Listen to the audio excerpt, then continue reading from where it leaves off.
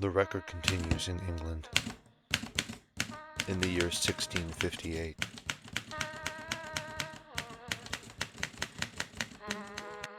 the man was already feared by many. Royalists feared the collapse of monarchy. In Ireland, his campaigns became associated with massacre and repression. Even some allies feared the authority he accumulated after victory. Cromwell had participated in a political revolution that interrupted centuries of monarchy in England. Death did not conclude the matter. Cromwell did not die in battle. Contemporary accounts describe fever, weakness, and prolonged illness. Historians still debate the precise cause of death. Malaria, infection, and complications from kidney disease have all been suggested. Oliver Cromwell died on September 3, 1658. At the time of his death, Cromwell served as Lord Protector of England. Accounts from the period describe violent weather over England that evening. Thunder, heavy rain, unstable skies. Royalist pamphlets later expanded the event into something approaching prophecy. Some claim the storm represented divine judgment. Others suggested nature itself had reacted to the death of a regicide. The details vary. The atmosphere lingered. Cromwell had helped oversee the government that sentenced Charles I to death. Charles I was accused of making war against his own people. Parliament argued that a king could be judged by those he had governed. For the men who signed the warrant, imprisonment was not enough.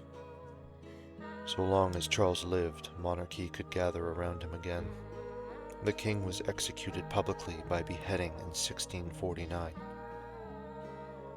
Cromwell did not perform the execution himself, but his signature appeared on the death warrant. For royalists, that was enough. For some, he was a reformer. For others, a usurper, a man who had broken the order of kings.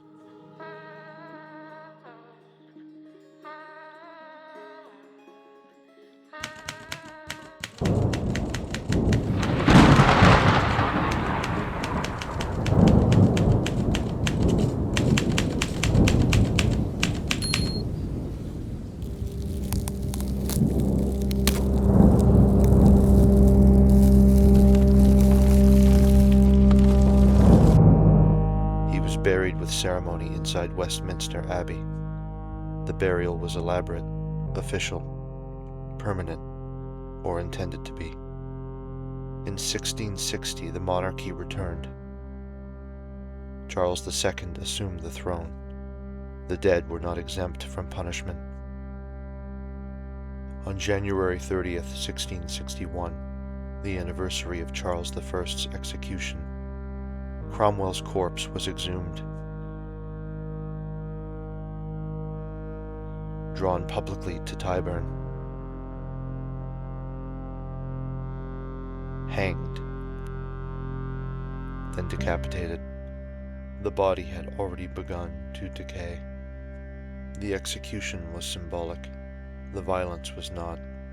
The head was placed on a spike outside Westminster Hall. There it remained for decades. Travelers recorded seeing it. Writers referenced it. London weather passed over it season after season. Rain, smoke, winter frost.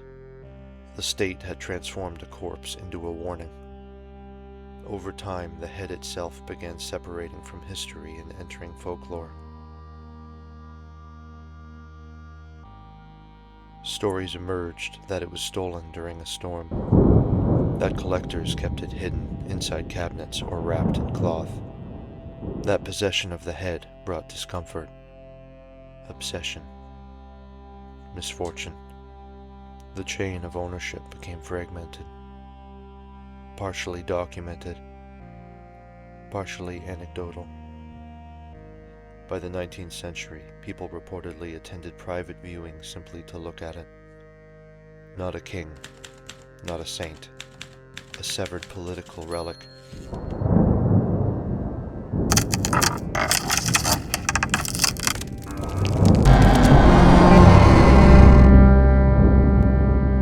The treatment was unusual for England.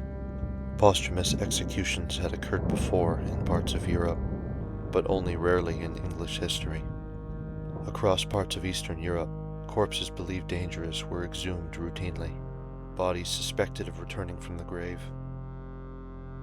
Revenants were decapitated, staked, burned, not as punishment, containment. Villagers feared certain dead individuals continued influencing the living after burial. Disease outbreaks, night terrors, livestock deaths, and unexplained illness were sometimes attributed to the recently deceased. Graves were opened, bodies inspected. If decomposition appeared abnormal, the corpse itself could be executed a second time. Cromwell was never accused of vampirism, but the imagery overlaps uncomfortably. The head continued circulating for centuries. Collectors claimed authenticity. Researchers debated provenance. Examinations were conducted on hair, skin, and bone structure. One modern owner, Horace Wilkinson, reportedly kept the head privately for years before allowing study. Even then, visitors described a strange atmosphere around the object. Not supernatural, personal. The discomfort of seeing history reduced to anatomy. In 1960, after centuries of exhibition, rumor, transport, and speculation, the head was finally buried quietly inside Sydney Sussex College, Cambridge. The location was not widely announced at the time. No public monument was erected. No national ceremony occurred, only burial, delayed by nearly 3 centuries. The record does not confirm a curse, or haunting, or divine judgment. What remains documented is simpler. A government feared a dead man enough to execute him after death. And for centuries afterward, people continued passing pieces of that punishment from hand to hand. Some men are buried. Others are displayed until history no longer fears them.